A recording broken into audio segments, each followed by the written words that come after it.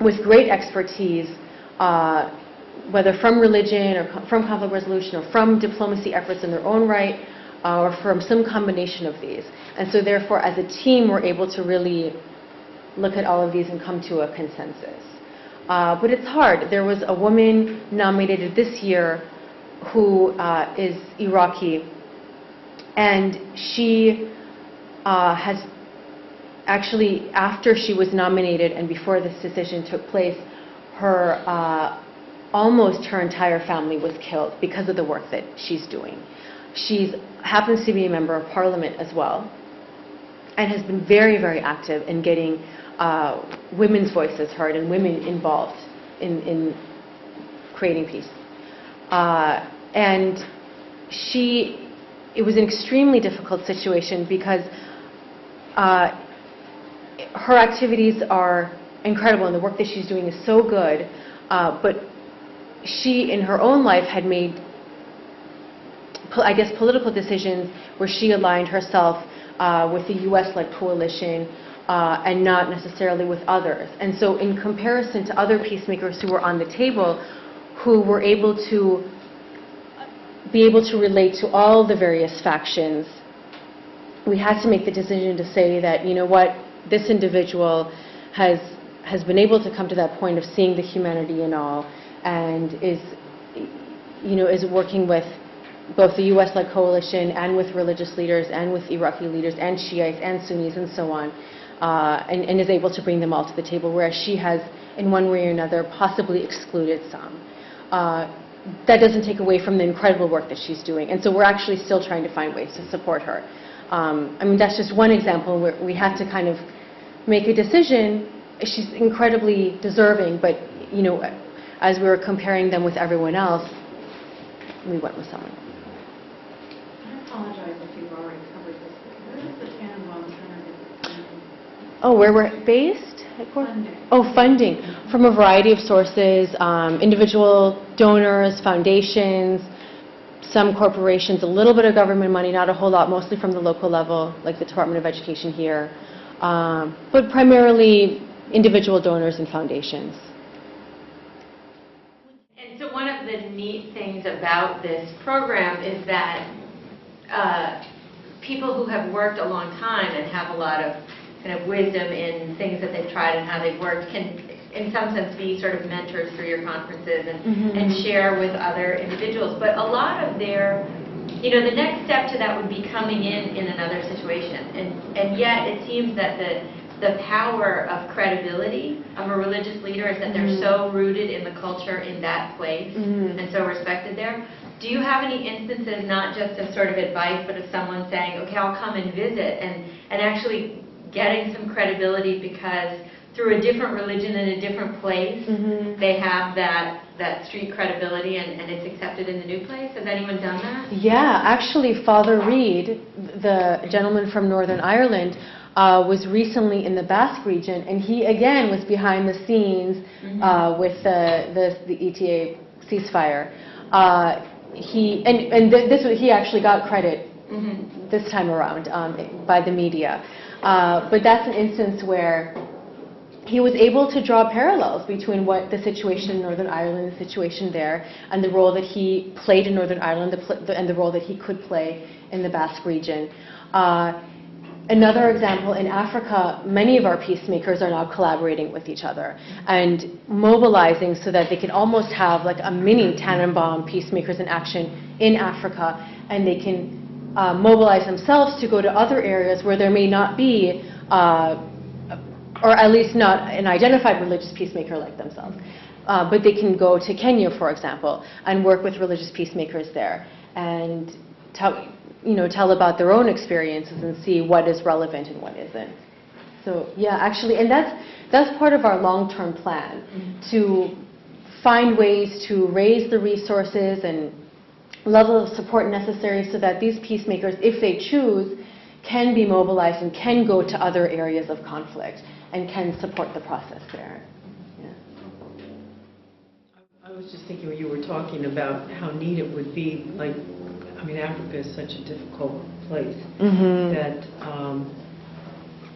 using these sort of senior peacemakers in a fashion where they go into a community and begin to identify and mentor emerging peacemakers. Yeah. They're not quite there yet, but with some, like learning some of these general principles, which are common among conflict resolution folks, psychotherapists and others, that would be a very interesting kind of process. Absolutely, yeah. Our two peacemakers in Nigeria, where the Coexist curriculum is based on their story, they do exactly that. They train young, emerging peacemakers throughout Nigeria, and now again increasingly at a regional level. And so it's the same young men and some women who have either been involved in the militant groups or are about to be involved. They kind of come in and train them as peacemakers instead, as local mediators, and empower them to, if there's a conflict that arises in their community, they can step up and do something about it. Yeah.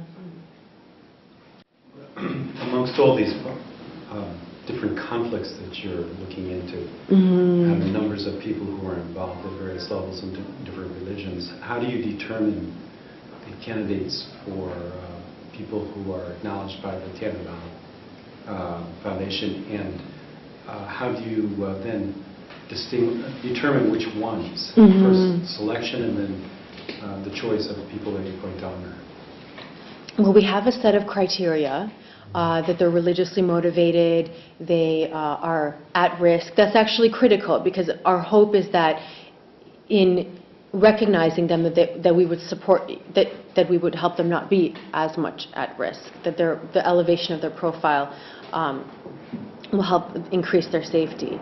Another criteria is that they're relatively unrecognized for the work that they're doing, so we're not looking for, the Dalai Lama necessarily. We're looking for the people who haven't gotten that recognition. They are in an area of armed conflict, and they are working at the grassroots level.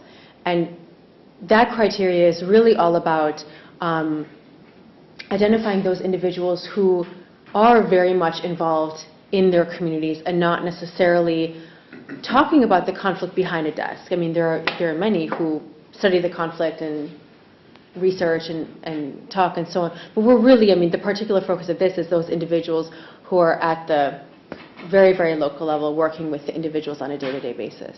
So that's the criteria that we use. And so when the nominations come in, that's the very first thing we look at. And sometimes the individuals meet everything, but they're not religiously motivated, and that's not what we're focusing on. So they wouldn't qualify. So that's kind of like the first vetting process, is looking who meets this criteria. And then once we determine that, and we've gathered as much research as we can, we then go to our program advisory council. The individuals, I'm not sure if you saw that slide, but and then they help us in making the final decision. I'm a little curious about this business of their not being religiously motivated. The problem in our time is religiously motivated conflict.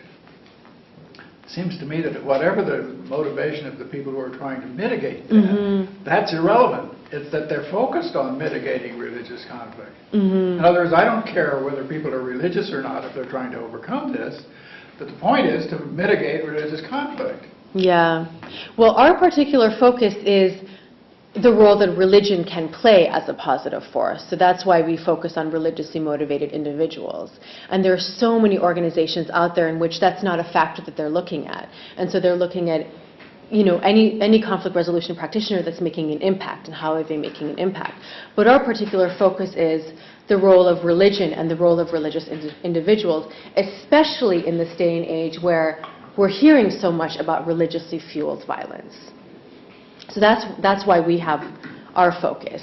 And also because we feel that there is something very unique that these individuals are bringing to the table. In many ways, they're very similar to their secular counterparts. Some of their techniques are exactly the same. But there's something else that they're bringing to the table, and what is that? And how can we better utilize that? How can that help in their effectiveness? And how can they better work with their secular counterparts? But what about, wouldn't you want also, this may get me in trouble, but wouldn't you want also to just